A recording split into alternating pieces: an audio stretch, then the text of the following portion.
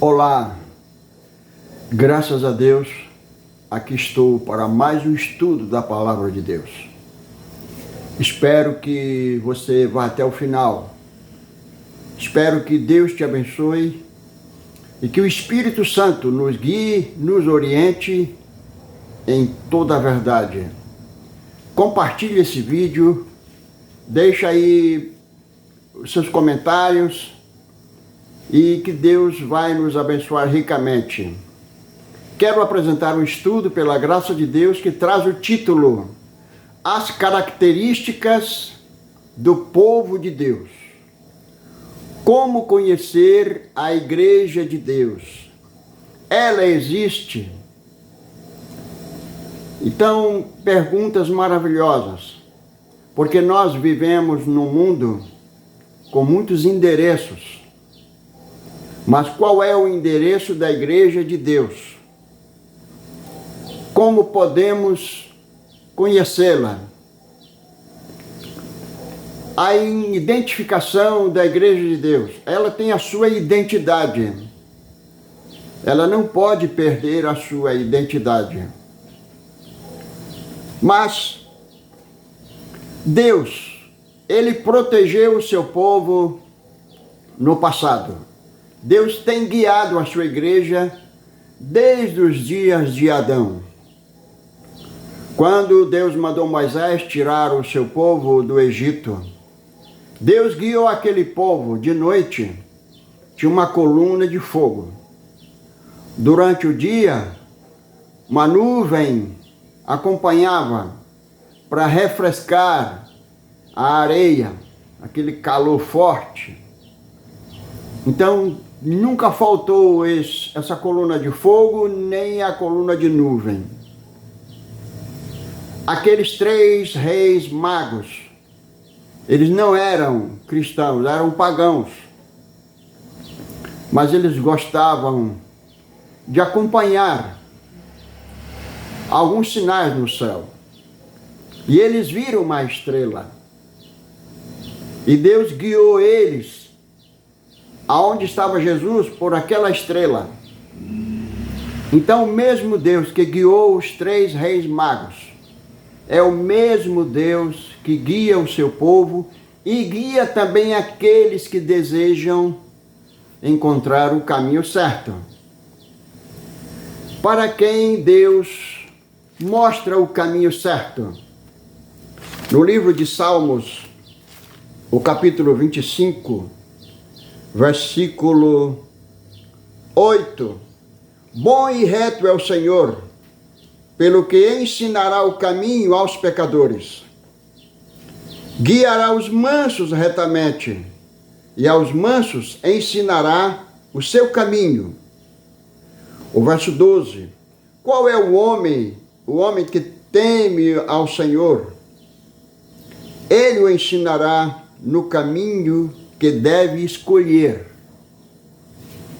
Então, quando o pecador se sente vazio, se sente assim uma vida cheia de pecado, e o Espírito Santo começa a trabalhar no seu coração, para que ele vá até Jesus, então o Espírito Santo guia, Deus guia a pessoa no caminho certo.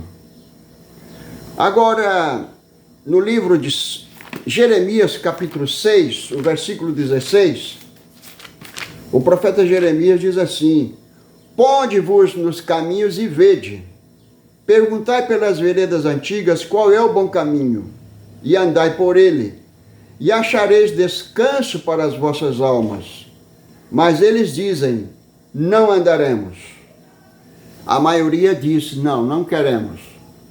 A minoria é que acerta o caminho. Jesus disse, entrai pela porta estreita. Muitos procurarão entrar e não poderão. Em Mateus 7, o versículo 14, porque estreita é a porta, apertado o caminho que leva à vida, e poucos há que a encontrem, poucas pessoas. No Salmo 12, versículo 1, na Bíblia Corrigida, disse que são poucos os fiéis entre os filhos dos homens. Agora, meus queridos, hoje vivemos num mundo cheio de tecnologia. Tem satélite que guia os internautas. Liga o GPS, coloca o endereço no GPS e ele vai conduzir até onde você deseja. Quando você chega no local, alguém diz no GPS, olha, você já chegou ao seu destino. Então, na tecnologia de Deus, ele disse, olha, se entre vós houver profetas, eu falarei com ele em sonho e em visões. Então nós temos a Bíblia como GPS. Temos os livros Espírito de Profecia como GPS para nos guiar, nos conduzir. Temos a Santa Lei de Deus que nos guia, o testemunho de Jesus, o Espírito Santo, o Espírito de Profecia. Apocalipse 12, 17. O dragão irou-se contra a mulher e foi fazer guerra contra o resto da mulher. Os que guardam os mandamentos de Deus e têm o testemunho de Jesus Cristo. Então nós temos como GPS para nos guiar, nos conduzir. A Bíblia, a Santa Lei de Deus, o testemunho de Jesus, que é o dom de profecia, o espírito de profecia. Deus nunca deixou ninguém assim, sem endereço. O Espírito Santo conduz. Quando aquele homem vinha lendo o livro de Isaías sem entender, aí Deus avisou Filipe para que fosse lá e explicasse para o eunuco o livro de Isaías. Então esse trabalho de mostrar o caminho para as pessoas, explicar, abrir a palavra de Deus, essa obrigação, essa responsabilidade foi dada a nós, foi dada aos homens e não aos anjos. Mas os anjos também, eles guiam, eles conduzem.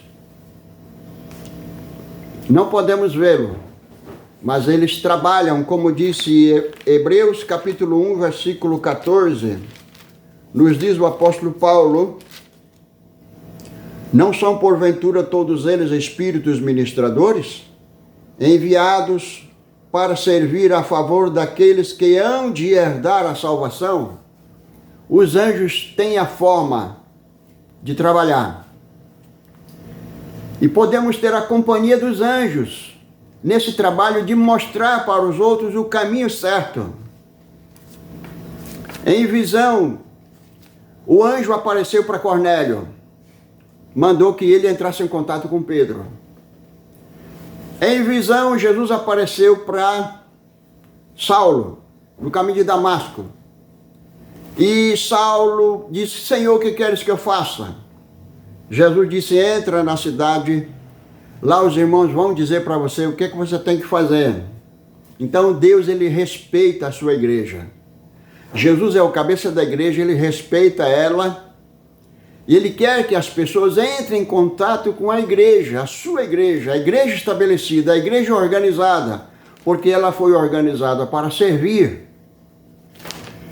E Atos capítulo 2, o versículo 44 diz, louvando a Deus e caindo na graça de todo o povo, e todos os dias acrescentava o Senhor à igreja aqueles que se haviam de salvar. Eis aqui o valor da igreja. As pessoas precisam ir para a igreja. As pessoas que estão se preparando para a salvação. Agora eu quero ler alguns textos. Aonde encontrar essa igreja? No livro de Apocalipse, capítulo 3, o verso 1. Vamos ver se é essa aqui. Apocalipse capítulo 3, verso 1. Diz assim, ao anjo da igreja que está em Sardo, escreve, isto diz o que tem 7 Espíritos de Deus E as 7 estrelas: eu sei as tuas obras, que tens nome de que vives e estás morto. Essa é a igreja de Deus, que tem nome de que vive, nome bonito, mas está morto? Não, não é essa. E Apocalipse 3, o versículo 17: como dizes, rico sou, estou enriquecido e de nada tenho falta. E não sabe que és um desgraçado, miserável, pobre, cego e nu. Verso 15: eu sei as tuas obras, que nem és frio nem quente. Oxalá foras frio ou quente. Será que é essa a igreja de Deus? Uma igreja miserável, desgraçada, cega e nua? É esse tipo de igreja que Jesus vem buscar? Não. Mensagem Escolhida, volume 1. Na página 357, Mensagem Escolhida, volume 1, 3, 5, 7. Diz a testemunha verdadeira de uma igreja fria, sem vida e sem Cristo. Eu sei as tuas obras, que nem és frio nem quente. Oxalá foras frio ou quente. Assim, porque és morno, e não és frio nem quente, vomitar-te-ei da minha boca. É essa a igreja de Deus? Uma igreja vomitada? Uma igreja sem vida, fria, sem vida e sem Cristo? Não é não. A igreja de Deus, ela é quente, fervorosa, e ela tem Cristo na vida, porque Cristo em nós é a esperança da glória. Se Jesus é o cabeça da igreja, nós temos que seguir as instruções de Jesus, o exemplo de Jesus em tudo. Sim, meus queridos, será que é essa igreja aqui que Jesus vem buscar? Testemunho para os ministros 3, 9 e 7. O povo a quem Deus confiou os interesses eternos, os depositários da verdade plena de resultados eternos, os seguidores da luz que deve iluminar todo mundo, perderam o rumo. Será que é essa a igreja de Deus? Ela perdeu o rumo. Mas o coração da obra, o grande centro, tem se enfraquecido pelo desgoverno de homens que não acompanharam os passos de seu líder. Líder com L maiúsculo se refere a Jesus. Uma igreja que não segue mais os passos do grande líder. Uma igreja que perdeu o rumo. É essa que é a igreja de Deus? Não. No livro Serviço Cristão, na página 38 e 39, disse: a igreja deixou de seguir a Cristo seu guia e está retrocedendo o rumo do Egito. É essa a igreja de Deus que está indo para o Egito? Não. Porque a igreja de Deus, ela segue rumo a Canaã celestial. Porque lá do Egito ela já saiu. Para que voltar? Queridos, como conhecer a igreja de Deus? Quais as características? Eu não sei aonde você está assistindo esse vídeo. Eu não sei qual é a capital. Mas se você quiser o nosso endereço, é só você dizer assim: chega no grande centro, tem um motoboy, tem um taxista. Chega e diz: aonde é que tem uma igreja aqui? Que os membros da igreja, as mulheres têm um vestuário comprido, diferente, não comem carne e guardam o sábado. Essas 3 características aí, a guarda do sábado, a alimentação vegetariana e a vestimenta, vai bater lá. Ah, eu sei. E aí vai, chega lá, é o nosso endereço, a nossa identidade. Então, se alguém perder a sua identidade, tem que tirar outra. E na identidade tem os traços, as características do dono da identidade, onde nasceu, pai, mãe, tudo, a identidade. Então, pelos sinais digitais, né? Veja como Deus é maravilhoso, tem milhões de pessoas. Mas cada pessoa tem as digitais diferentes. Então, na identidade não tem a digital ali, o dedão, os 10 dedos ali. E as pessoas treinadas, as pessoas profissionais, para localizar as pessoas, vão através por sinais digitais. Encontram a pessoa. Então, podemos encontrar a igreja de Deus pelos sinais que Deus colocou. E o povo de Deus é tão diferente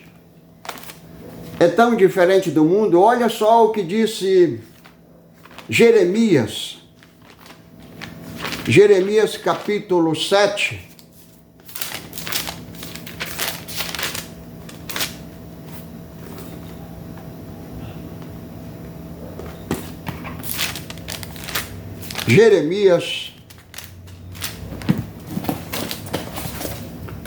Jeremias capítulo 11, verso 4, a última parte. Ouvi a minha voz e fazei conforme tudo que vos mando. Assim vós sereis o meu povo e eu sereis o vosso Deus. Então, para ser povo de Deus, tem que ouvir a voz de Deus, seguir o que está escrito, porque tudo que antes foi escrito para o nosso ensino, aquilo que é revelado é para nós, os nossos filhos, aquilo que está encoberto é para Deus. Então vamos mergulhar no GPS que está revelado. Vamos mergulhar no GPS. E com certeza Deus vai abençoar ricamente todos nós. Então, para isso, tem a tecnologia, né? O GPS.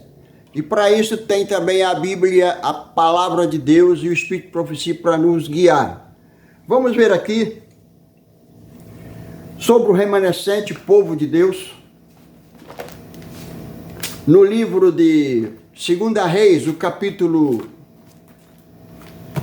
2 Reis, capítulo 1, versículos de 1 a 8, eu não vou ler todo para não tomar muito tempo, mas aqui nesse livro tem a história do rei Acasias. Ele adoeceu, ele caiu de uma grade muito alta, de um quarto alto, e se rebentou. Aí ele mandou 2 mensageiros, a Baal-zebub, deus de Ecrom, para ver se ele ficaria curado ou não. Em vez de consultar a Deus, não, mandou consultar um feiticeiro. Aí o anjo disse para... Veja que o GPS de Deus, é os anjos que nos guia, que nos orienta. O anjo mandou Elias, por inspiração divina, falou para aqueles 2 mensageiros: olha, vocês devem voltar e dar esse recado para o rei, que ele não vai escapar, ele vai morrer. Porventura não há Deus em Israel? Em vez de consultar a Deus, vai consultar a Baal-zebub, deus de Ecrom, fala que ele vai morrer. Os mensageiros voltaram. E aí o rei disse: vocês voltaram tão rápido, o que foi? O que aconteceu? Aí eles falaram: olha, um homem mandou esse recado para ti. Mas que homem é esse? Ele levou um susto. Não sabemos. O nome dele? Não sabemos. Mas como é que era a roupa dele? Olha o versículo 8. E eles lhe disseram: era um homem vestido de pelos e com os lombos cingidos de um cinto de couro. Então disse ele: é Elias, o tisbita. Qual a característica do homem que mandou dar o recado? Elias, a sua roupa era uma roupa diferente. Queridos, quem fez a primeira roupa para Adão e Eva? A primeira roupa de Adão e Eva era uma auréola de luz que envolvia o casal. Porque as vestimentas de Deus é luz, como disse Salmo 104. Agora, depois do pecado, o que Deus fez? Já que Adão e Eva, eles aceitaram o plano da salvação, então Deus fez uma roupa para eles. Aqui está Gênesis 3, 21. E fez o Senhor Deus a Adão e a sua mulher túnicas de peles e os vestiu. Então, podemos conhecer o Elias moderno hoje da mesma forma que o Elias foi conhecido. Qual era a roupa do homem? Ele era assim, eu sei, é Elias, o tisbita. E quando João Batista veio ao mundo, também a mesma roupa, olha só. No livro de Mateus capítulo 3, o versículo 4, e este João tinha o seu vestido de pelos de camelo e um cinto de couro em seus lombos. João Batista também, que era o segundo Elias, e foi desde o ventre da mãe, teve o Espírito Santo desde o ventre da sua mãe, foi cheio do Espírito Santo. E assim, era a vestimenta dele, uma vestimenta simples, diferente da vestimenta dos sacerdotes, daqueles homens que viviam, tinham uma vida rotulada. Pompa, exterior, tanta coisa. E olha o que Jesus falou em Mateus capítulo 17, capítulo 11. (17 mesmo). Capítulo 17, versículo 11. E Jesus respondendo disse-lhes: em verdade Elias virá primeiro e restaurará todas as coisas. Então, antes do primeiro advento de Cristo, veio o segundo Elias, na virtude e no espírito de Elias, que é João Batista. E para anunciar o segundo advento de Cristo, preparar um povo zeloso de boas obras, também é o terceiro Elias. Elias virá e restaurará todas as coisas. Falando sobre o vestuário ainda, que tem outros pontos para me explicar, quero mostrar que o mesmo Deus que mostrou o tipo de roupa para o primeiro Elias, para o segundo Elias, também mostrou o tipo de roupa para o terceiro Elias, que é o povo de Deus, o povo do advento, que tem como identificação um traje simples, duradouro, e a reforma do vestuário é um princípio. Foi Deus quem colocou a reforma do vestuário no nosso meio, nas normas do povo de Deus. No livro Conselhos sobre Saúde 598, para proteger o povo de Deus da corruptora influência do mundo, bem como para promover a saúde física, moral foi a reforma do vestuário introduzida entre nós. Não foi ela planejada para ser um jugo de escravidão, mas uma bênção. Não para aumentar o trabalho, senão para poupar trabalho. Para poupar gasto e não para acrescentar gasto com vestuário. Faria também o que? Distinção entre o povo de Deus e o mundo.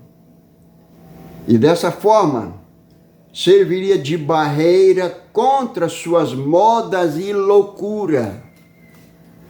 Em outro lugar, disse que uma irmã bem vestida, ela está protegida contra milhares de tentações. Para proteger a moral, proteger o santuário, que vós sois o santuário, o templo do Espírito Santo. Então, um vestuário honroso, um vestuário simples, mas bem feitinho. Agora veja só, muitos se vestem semelhante ao mundo, a fim de exercer influência sobre os descrentes. Eles, porém, cometem um erro lamentável. Qual é um erro lamentável? É se vestir segundo o mundo para ter influência, para ganhar os mundanos para cá. Mas não funciona. A irmã diz que comete um erro absurdo. No grande conflito, a irmã diz também que vestir de acordo com o mundo para ganhar os mundanos, se unir com o mundo para ganhar eles para cá, isso o que vai acontecer é da igreja ir para o mundo.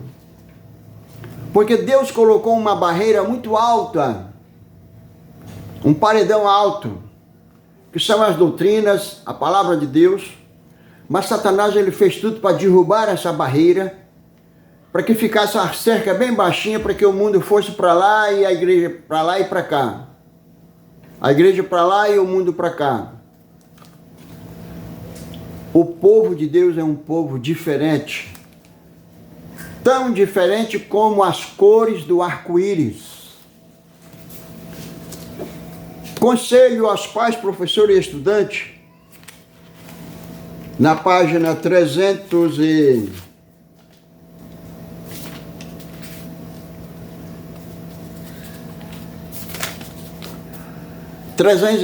e 308, o eterno Deus traçou a linha de distinção entre os santos e os pecadores, os convertidos e os inconversos.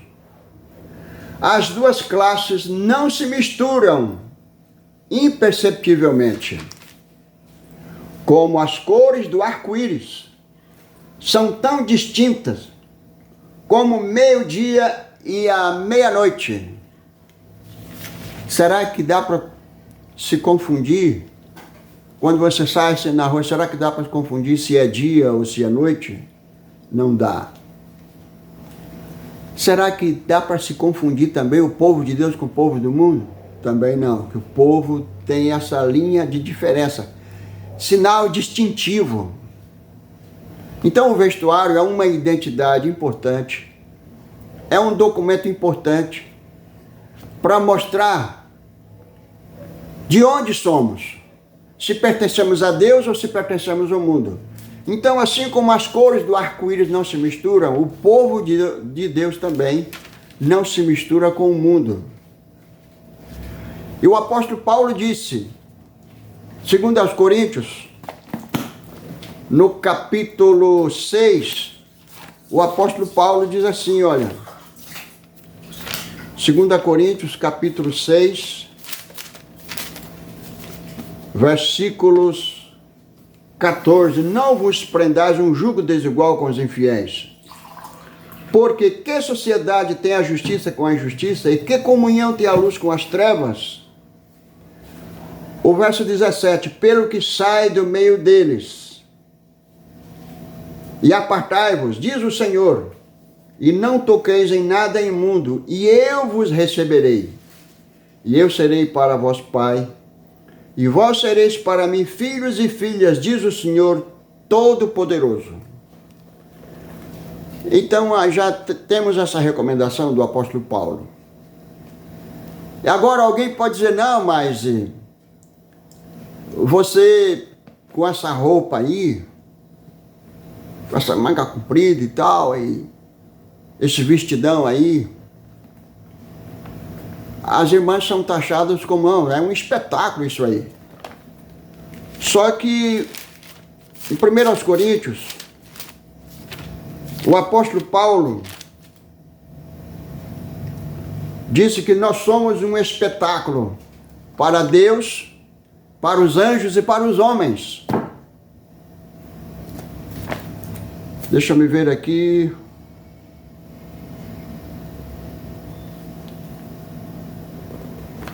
Nós somos um espetáculo para Deus e para os homens. Eu vou dar esse texto no final, tá? É muito importante. Mas vamos lá, continuando ainda com a roupa. Eu estava viajando para o Nordeste, mais para frente ainda, para o lado de Recife. Aí eu vi na BR, estava duplicando a BR, pessoas ali trabalhando. Aí eu descobri que aquele pedaço, aquele trecho, estava sob a responsabilidade do Exército. O Exército estava construindo o asfalto, fazendo o asfalto. Aí eu percebi que era o Exército pela roupa. Eu conheci pela roupa. Então, assim como lá no quartel, dentro ou fora,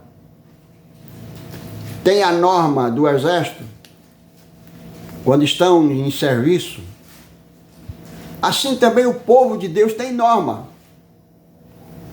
Apenas inspirada, tanto na Bíblia como no Espírito de Profecia, porque a igreja de Deus, ela tem o dom profético, acredita piamente no dom profético. Cantares de Salomão, capítulo 6, o versículo... Cantares de Salomão, capítulo 6, o verso 10, diz assim, olha.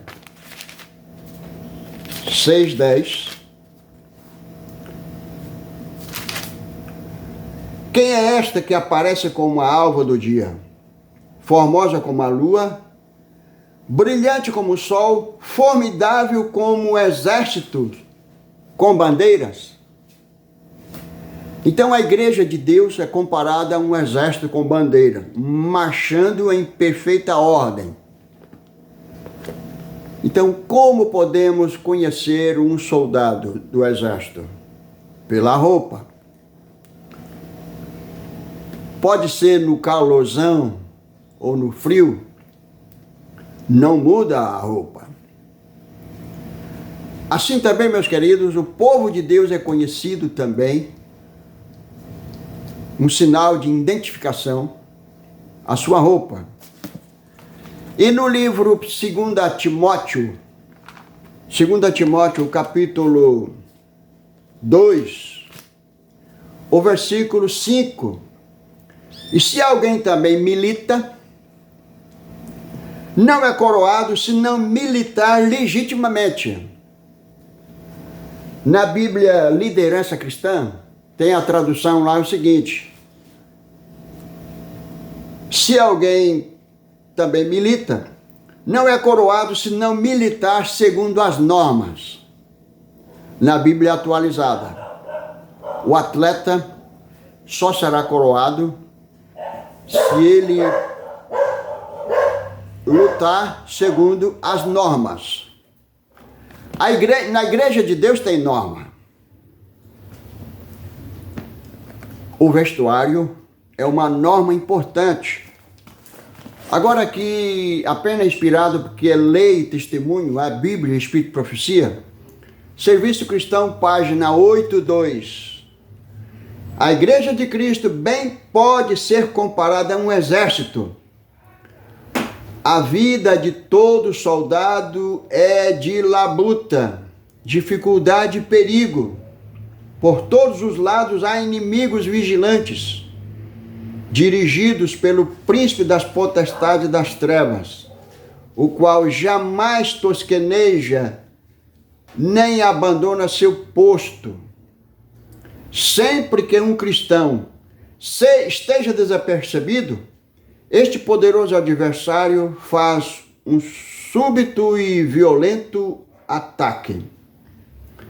A menos que os membros da Igreja de Deus estejam ativos e vigilantes, serão vencidos pelos seus ardis. Então a Igreja de Deus bem pode ser comparada a um exército. E lá no quartel do exército tem ordem, tem disciplina, tá? Tem normas. E quem não segue as normas ou a disciplina lá no quartel é disciplinado, é expulso do quartel. Então, a irmã White deixou bem claro no livro Testemunho, volume 1, Testemunho Seleto, volume 1, que diz assim, olha: todas as manifestações de orgulho no vestuário, proibidas na palavra de Deus, devem ser motivo suficiente para disciplina na igreja. É motivo de disciplina na igreja quando uma irmã deixa de usar o vestuário da norma que Deus determinou e começa a usar o vestuário segundo a moda do mundo. Então aqui tem disciplina, como também no quartel do exército também tem disciplina, porque tem norma lá. Então se não tem norma, não tem disciplina. Mas Deus, Ele colocou como norma. Agora eu quero mostrar aqui o que foi taxado como norma. Qual o cumprimento do vestuário das irmãs, tá? Olha só.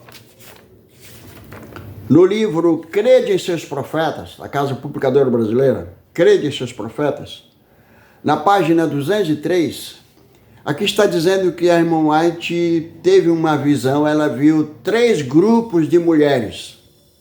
Cada grupo um vestuário diferente. O primeiro vestuário que ela viu estava varrendo a rua, comprido demais, levando a sujeira da rua. O segundo vestuário é muito curto. O terceiro vestuário é o que eu vou ler. Uma terceira classe passou diante de mim com semblante animado, passo desembaraçado e lépido. Seu vestuário era de acordo que descrevi como apropriado, modesto e saudável. Estava umas poucas polegadas acima da sujeira da rua e do passeio, e de acordo com todas as situações, como subir e descer degraus. Página 203. Ela viu o terceiro grupo de mulheres, um vestuário bem cômodo, bem livre, não era aquele vestuário arrochado, apertado, não. Vestuário tranquilo, cômodo, confortável. E no comprimento que ela descreveu como norma. Olha o comprimento na página 204. Como comprimento apropriado, com o qual é muito desejável a uniformidade.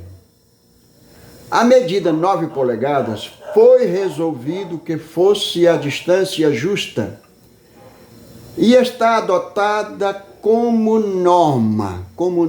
Então a Igreja de Deus tem norma, na igreja tem norma. E terceiro volume Seleto Mundial 423 diz que baixar a norma, 422, baixar a norma a fim de conseguir popularidade e aumento de número mostra grande cegueira. Como eu já disse no início, que a Igreja de Deus não é laodiceana, a igreja morna, fria, não. É uma igreja quente, fervorosa. Então ela tem que manter a norma. Então a norma do vestuário, 9 polegadas. a saia deve terminar, aí cobrir ali a parte mais grossa da perna, tá? A norma do vestuário foi dada para o povo de Israel. Deus disse, olha, Moisés, fala para o povo colocar um sinal distintivo para distinguir entre os mundanos e o meu povo, um cordão azul. E Deus determinou o modelo e tudo, e disse que para evitar o adultério, está lá, Números capítulo 15, tá? Números capítulo 15, tem esse mandamento do vestuário no Antigo Testamento. Números capítulo 15, olha o versículo 39. E nas franjas vos estará para que o vejais, e vos lembreis de todos os mandamentos do Senhor, e os façais, e não seguireis após o vosso coração, nem após os vossos olhos, após os quais andais adulterando. Então, o vestuário provocante é aquele vestuário apertado e curto, que o adultério começa nos olhos, na vista. É claro que não devemos viver, Paulo disse que não viver pela vista, mas viver pela fé. Mas uma mulher mal vestida, ela está dando um testemunho muito difícil. Ela encaminha as pessoas para o mal sem ela saber. Mas as irmãs sabem se vestir, o povo de Deus sabe se vestir, como disse Paulo aqui, né, ele escrevendo para Timóteo, a sua primeira carta, capítulo 2, versículo 9,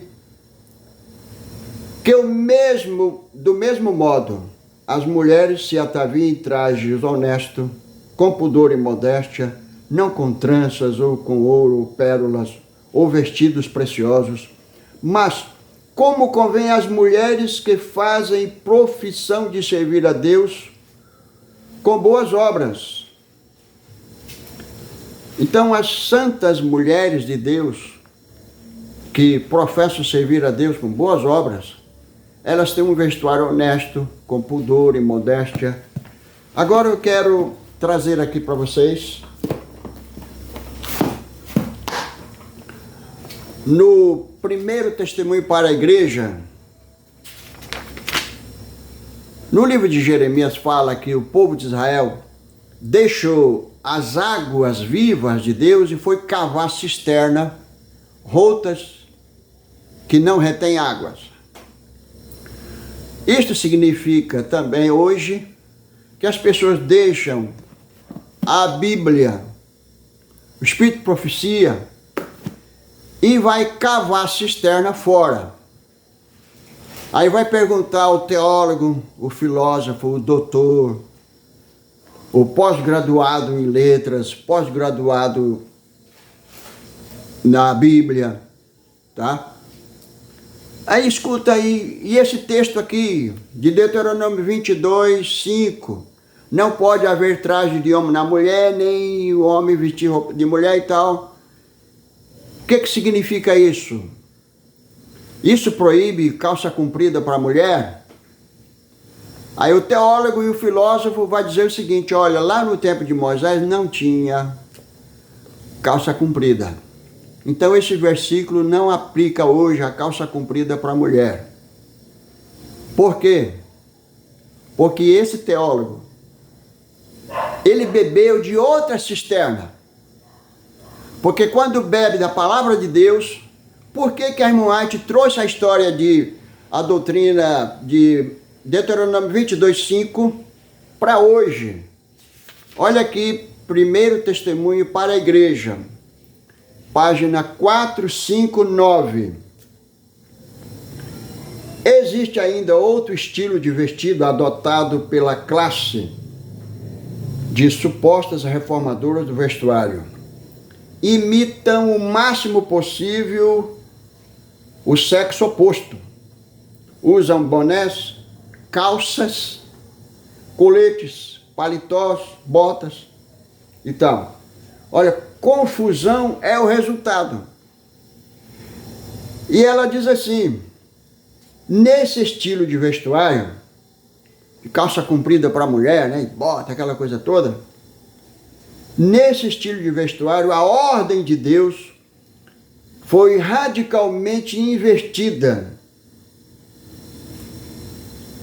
e desatendidas suas instruções especiais. Não haverá traje de homem na mulher, e não vestirá o homem veste de mulher, porque qualquer que faz isto, abominação é ao Senhor teu Deus.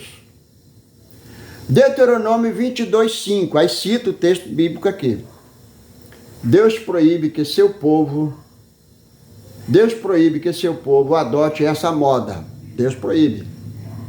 Não é um traje decente e também inadequado para mulheres modestas e humildes que professam ser seguidoras de Cristo. As proibições de Deus são consideradas com leviandade por todas quantas defendem a abolição da diferença de vestuário entre homens e mulheres.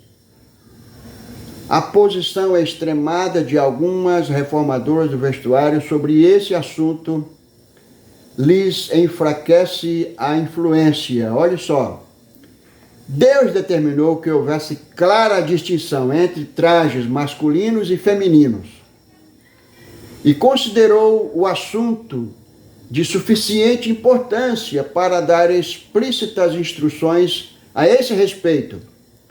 Pois se o mesmo traje for usado por ambos os sexos, causaria confusão e grande aumento de crime. Se o apóstolo Paulo estivesse vivo, ou Moisés, né, contemplasse as mulheres que professam piedade usando esse tipo de vestuário, pronunciaria a repreensão. Ele repreenderia. O povo de Deus, os líderes, os pastores, apresenta isso aqui para o povo. Não deixamos de apresentar de jeito nenhum para aquele interessado que vem para a igreja. Ele vem como está, mas não continua como está. Tem as mudanças para chegar até o batismo. Eu vou fazer um outro vídeo depois para mostrar a prova do discipulado. Mas, vamos lá. Viu aí a diferença? Não vamos consultar astrólogos, não vamos consultar teólogos, porque olha o que Satanás quer. Grande conflito. 594. Satanás se esforça constantemente por atrair a atenção para o homem, em lugar de Deus. Induz o povo a olhar para os bispos, pastores, professores de teologia como seus guias, em vez de examinarem as Escrituras, a fim de, por si mesmos, aprenderem seu dever. Então eu vi no YouTube, um teólogo falando sobre vestuário, diz, não tem problema não. A mulher com calça comprida, ela é bem protegida e tal. Lá no tempo de Moisés não tinha isso. É claro que não tinha, mas por que a irmã trouxe o assunto de lá para cá? Porque é de grande importância a distinção hoje. O homem ter o seu vestuário masculino, de acordo com a vontade de Deus, não aquela roupa apertada. As mulheres com saias, vestidos, também de acordo com a vontade de Deus, porque nós vamos adorar a Deus. Vamos para a igreja adorar a Deus. E vamos também como testemunhas nas ruas, para demonstrar que somos cristãos. E na Bíblia, eu achei um texto importante aqui, Nessa Bíblia, os melhores textos grego e hebraico, eu achei muito importante aqui sobre o vestuário e a adoração a Deus. Salmos 96, verso 9. Adorai ao Senhor vestidos de trajes santos. Tremei diante dele todos os habitantes da terra. Adorai ao Senhor vestidos de trajes santos. Santo quer dizer separado. E temos que fazer distinção entre o santo e o comum, entre o santo e o profano. Então, adorar a Deus com um vestuário inadequado é profanação. Será que a igreja de Deus é aquela igreja que está em Mateus capítulo 15, versículos 8 e 9? Este povo honra-me com seus lábios, mas o coração está longe de mim. Em vão me adoram, ensinando doutrinas que são preceitos dos homens. A doutrina que estou mostrando para vocês não é doutrina de homem, mas é uma doutrina vinda do céu. Deuteronômio 32, verso 2. Gotege a minha doutrina como orvalho, como chuva que rega a terra. Então, agora vamos ver como conhecer o remanescente povo de Deus. Vamos lá. Gênesis capítulo 1, o versículo 29. Gênesis 1, 29 diz assim, olha. Eis que vos tenho dado toda a erva que é da semente, que está sobre a face de toda a terra.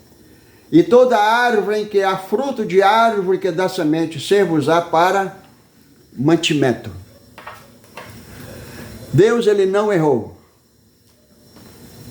de não dar carne para Adão. Nem carne, nem peixe. Deus não permitiu a Adão matar os animais para viver da sua carne, da carne dos animais. Até mesmo os animais, eles se alimentavam de ervas, o versículo 30. E a todo animal da terra, e a todas as aves do céu, e todo réptil da terra, que é alma vivente, toda erva verde será para mantimento, e assim foi. Veja que quando o cachorrinho adoece, ele vai comer capim, vai voltar às origens para se restaurar. E o povo de Deus vive sempre comendo ervas, comendo os produtos naturais da terra, para não adoecer. Isso é importante. Agora vamos lá. Em que tempo estamos vivendo hoje? Estamos vivendo no tempo da restauração. A igreja de Deus, ela restaura. Como Jesus disse, Elias virá e restaurará todas as coisas. Atos capítulo 3, o versículo 21. O qual convém que o céu contenha até aos tempos da restauração de tudo, dos quais Deus falou pela boca de todos os seus santos profetas desde o princípio. Então o povo de Deus é vegetariano, como eu disse para vocês. Quer conhecer a igreja de Deus, saber onde é que ela está? Então, leva essas 3 características. O sábado, o vestuário e a comida. Onde é que tem um povo vegetariano aqui? Que guarda o sábado, que as irmãs se vestem diferente do mundo. É o nosso endereço, a nossa identidade. Então, todas as coisas. O vestuário, já falei. Alimentação. Vamos mais ainda sobre a alimentação. Salmo 104, 14. Deus faz crescer a erva para os animais e a verdura para o serviço dos homens, para que tire da terra o seu pão. Será que esse assunto é relevante? Esse assunto é importantíssimo? Sim. O próprio Paulo, quando estava perante as autoridades da terra, ele falou sobre os pontos da sua fé. Falou para o rei, para o governador, 3 pontos importantes: a justiça de Deus, a temperança e o juízo vindouro. Esse assunto da temperança era assunto que Paulo sempre gostava de falar. E Paulo disse, olha, 1 Coríntios 10, o versículo 31. 1 Coríntios 10, 31. Quer comais, quer bebais, ou façais qualquer coisa, fazei tudo para a glória de Deus. Paulo trouxe a história do Velho Testamento, a história da comida, do Velho Testamento para o Novo. Para quê? Para servir de exemplo. 1 Coríntios 10 ainda, 10, o versículo 5. Mas Deus não se agradou da maior parte deles. Deles quem? Dos israelitas, os que saíram do Egito. Pelo que foram prostrados no deserto. E o versículo 7. Não vos façais, pois, idólatras, como alguns deles, conforme está escrito. O povo assentou-se a comer e a beber e a folgar. O verso 11. Ora, tudo isto lhe sobreveio como figuras e estão escritas para aviso nosso, para quem já são chegados os fins dos séculos. Aquele, pois, que cuida estar em pé, olhe, não caia. Então, quantos caíram? Milhares caíram. Na desobediência, na questão da comida, no Egito a gente sentava assim, junto aquelas paneladas de carne, e agora esse manazinho aí, aqueles que comeram carne, Deus não deu de bom coração, é porque o povo chorou e tá bom, vocês não vão comer um dia, nem 2, nem 5, nem 10, nem 20, mas um mês inteiro, até sair pelos narizes. Eles desobedeceram a Deus, e olha o que o salmista diz, Salmo 106, falando sobre o povo de Israel, 106, versículo 14 e 15. Mas deixaram-se levar da cobiça no deserto. Tentaram a Deus na solidão. E ele satisfez-lhes o desejo, mas fez definhar as suas almas. Tentaram a Deus na solidão. E não devemos tentar a Deus como eles tentaram, disse o apóstolo Paulo. Assim, meus queridos, a alimentação é um tema importante para a saúde, porque Deus quer que tenhamos saúde, como bem vai a nossa alma. 3 João, verso 2. E o apóstolo Paulo disse, bom é não comer carne. Se é bom para a nossa saúde, então devemos acatar. Não podemos tirar a vida dos animais, porque para onde a igreja remanescente vai,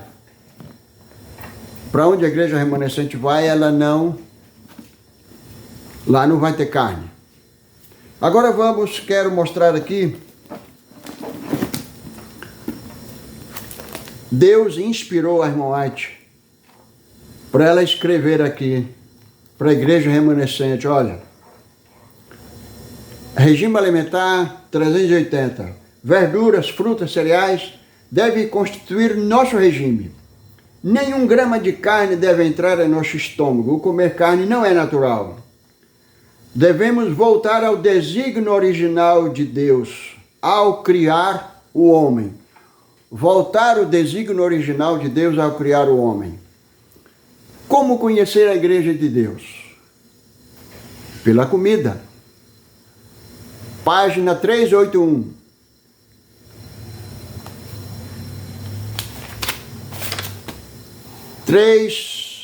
Página 383. Foi-me mostrado claramente que o povo de Deus deve assumir atitude firme contra o comer carne. O povo de Deus tem uma atitude firme. A igreja remanescente, ela é firme na questão da alimentação. E na página 382, muitos que são agora Só meios convertidos quanto à questão de comer carne sairão do povo de Deus para não mais andar com ele.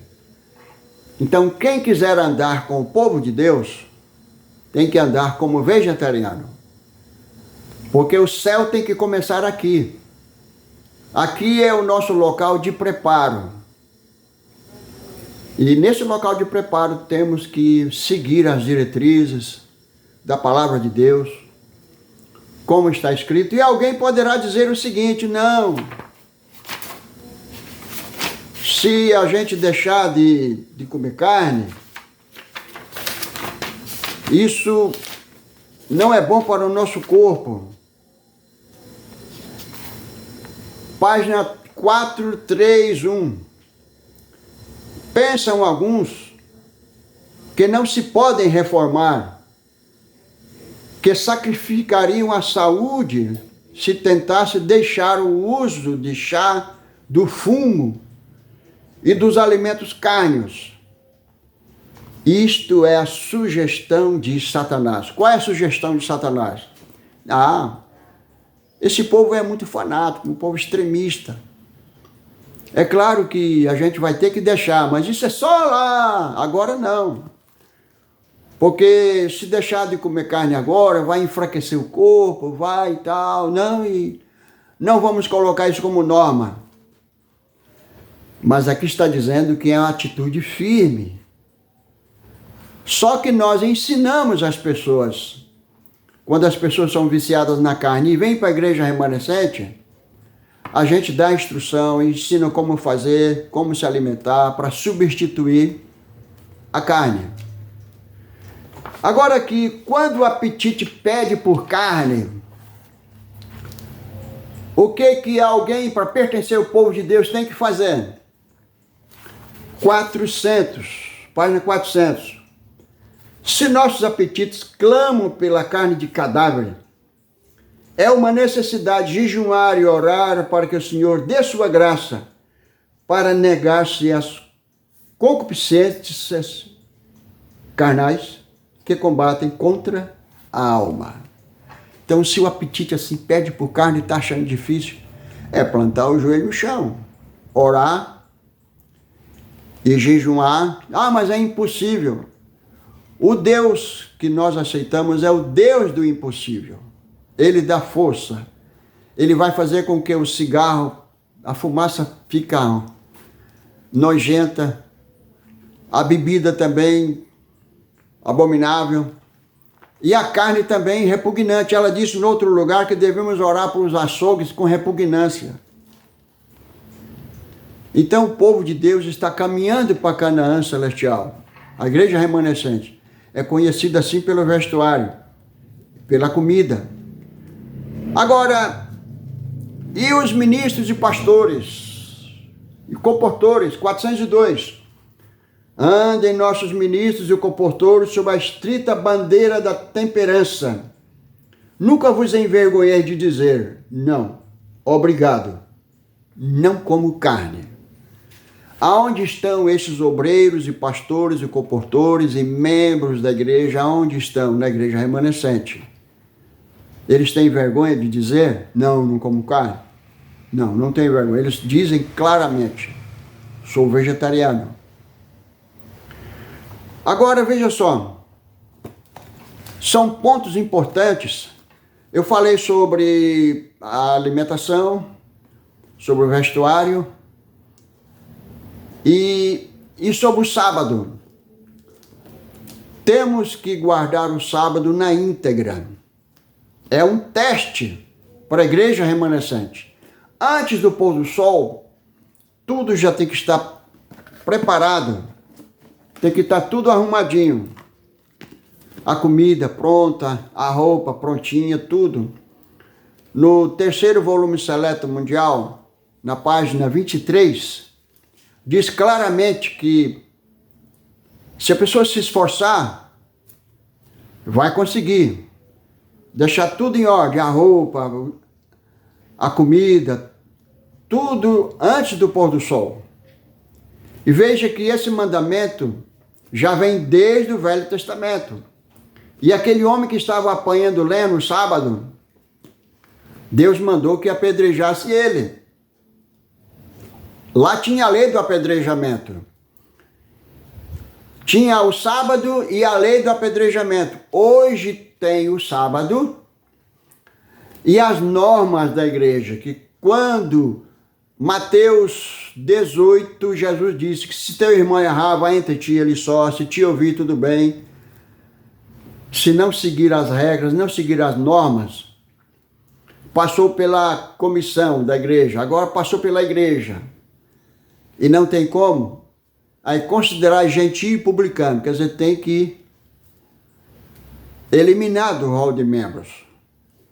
Porque o povo de Deus é um povo diferente, um povo separado e peculiar.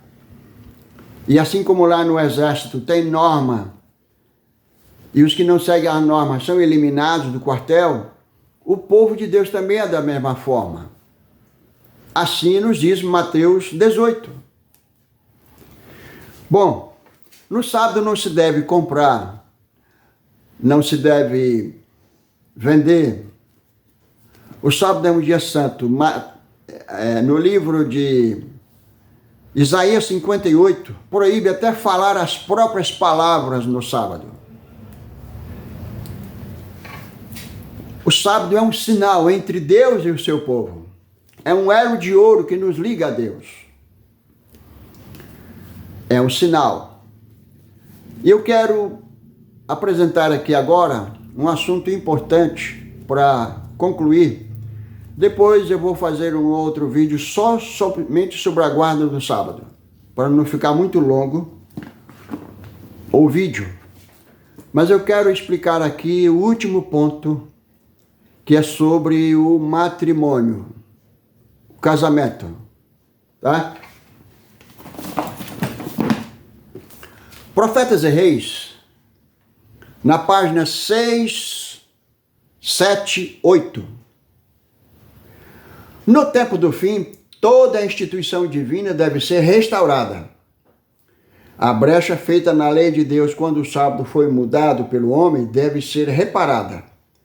O remanescente de Deus em pé diante do mundo como reformadores deve mostrar que a lei de Deus é o fundamento de toda reforma perdurável e que o sábado do quarto mandamento deve permanecer como memorial da criação, uma lembrança constante do poder de Deus. Então aqui diz que o remanescente deve estar em pé diante do mundo como reformadores. Toda a instituição divina deve ser restaurada. O sábado e o casamento. Duas instituições divinas. Tá? O sábado nos lembra a criação de Deus. O matrimônio vitalício nos lembra também do primeiro casamento que aconteceu lá no Jardim do Éden, quando Deus uniu as duas mãos. As mãos, os nubentes, Adão e Eva. Deus fez uma mulher para Adão. Se Deus quisesse hoje que o homem tivesse duas ou três, ou quatro, ele teria feito lá um punhado de Eva lá para Adão. Mas isso não aconteceu. E Jesus disse: o que Deus ajuntou, não separe o homem. Os discípulos entenderam o que está escrito em Mateus 19:9, a não ser por prostituição. Os discípulos entenderam o que Jesus estava dizendo. Eles entenderam que Jesus não estava abrindo uma brecha para o divórcio, para um novo casamento. Eles falaram: Senhor, se é assim, é melhor nem casar. Jesus dá a explicação para eles. E Paulo também, em 1 Coríntios, capítulo 7, aí você vai vendo como conhecer a igreja de Deus, as características da igreja de Deus. Capítulo 7, versículo 8 e 9. Digo, porém, aos solteiros e às viúvas, que eles é bom se ficarem como eu. Mas se não podem conter-se, casem-se, porque é melhor casar do que abrasar. Isso falando para viúvo e solteiro. Para os casados. Todavia aos casados mando, não eu, mas o Senhor, que a mulher não se aparte do marido. Se porém se apartar, que fique sem casar ou que se reconcilie com o marido, e que o marido não deixe a mulher. Jesus, ele não foi um homem de duas palavras. Autorizar o divórcio para os discípulos e cortar para Paulo. Cortar o assunto do divórcio para Paulo, não. Jesus, ele deixou bem claro. E também Paulo disse, olha, diz o Senhor e não eu, que se separar, que fique sem casar, ou que se reconcilie. E Romanos capítulo 7, o versículo 2, porque a mulher está sujeita ao marido enquanto viver, está-lhe sujeito pela lei.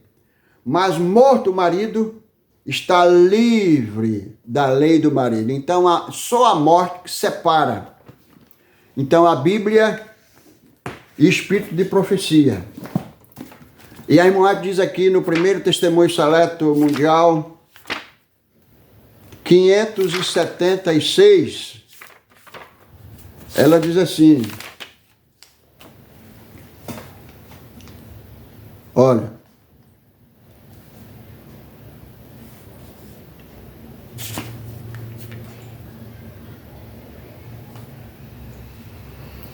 esses votos ligam o destino de duas pessoas com laços que coisa alguma senão a morte, a mão da morte deve desatar.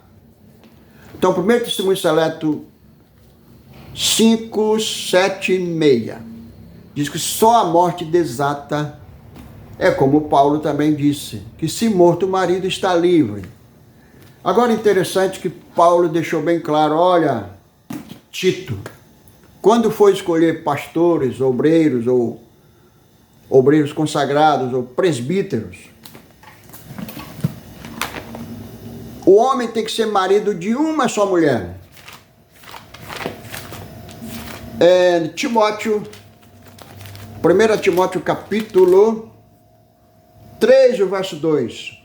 Convém, pois, que o bispo seja irrepreensível, marido de uma mulher, vigilante, sóbrio, honesto, hospitaleiro, apto para ensinar. Paulo falando para Timóteo. E falou também para Tito a mesma coisa. Tito 1, verso 5. Por causa disso te deixei em Creta, para que pusesse em ordem as coisas que ainda restam, e de cidade em cidade estabeleces presbíteros, como te mandei, aquele que for irrepreensível, marido de uma mulher, uma. Então, para ser membro da igreja, ou para ser consagrado ao ministério, marido de uma só mulher.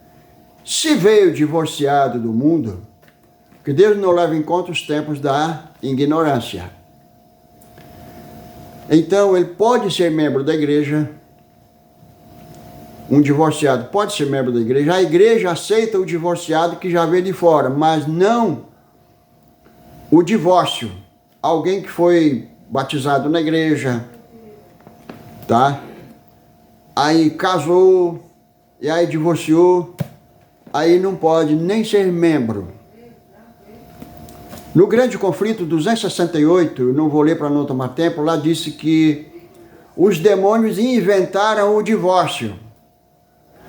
E 1 Coríntios, aliás, 1 Timóteo, no capítulo 4, mas o Espírito expressamente diz que nos últimos dias Apostatarão alguns da fé, dando ouvidos a espíritos enganadores e a doutrinas de demônios. A igreja de Deus, ela não trabalha em parceria com os demônios. A doutrina é santa, a doutrina de Deus, e não tem ensinamento de homens aqui. Porque a palavra de Deus é o nosso GPS. O espírito de profecia, nosso GPS. Então, para ser consagrado ao ministério, marido de uma só mulher, como diz o apóstolo Paulo. Não se pode colocar outro fundamento além do que foi posto. Efésios capítulo 2, versículo 22, no qual também vós juntamente sois edificados para a morada de Deus em espírito. Verso 20, edificados sobre o fundamento dos apóstolos e dos profetas, de que Jesus Cristo é a principal pedra da esquina. Está bem claro como conhecer a igreja de Deus. Ela tem os 4 pilares seguros, firmes. Alimentação, vestuário, a guarda do sábado e o casamento vitalício. Então, que Deus nos abençoe, que Deus nos dê a sua graça, que eu vou fechar com esse versículo aqui, Atos 20, verso 28, olhai, pois, por vós e por todo o rebanho, sobre que o Espírito Santo vos constituiu bispos, para apacentares a igreja de Deus, que ele resgatou com seu próprio sangue. A igreja é guiada pelo Espírito Santo na escolha dos oficiais para conduzir a igreja de Deus, apacentar o rebanho. E 1 Timóteo 3, o versículo 15, fala que a igreja do Deus vivo é coluna e firmeza da verdade. Que Deus nos abençoe, nos dê a sua graça, que possamos permanecer firmes. Hoje a igreja é militante. Em breve será triunfante. Agora, 2 Coríntios diz, 2 Timóteo disse que o atleta não será coroado se não militar segundo as normas. Esperamos a coroa de Deus, a coroa que Jesus vai dar para o seu povo. Que Deus nos abençoe e nos prepare para a coroa da vida eterna. Guarda o que tens para que ninguém tome a tua coroa. Que Deus nos abençoe e nos dê a sua graça. Amém?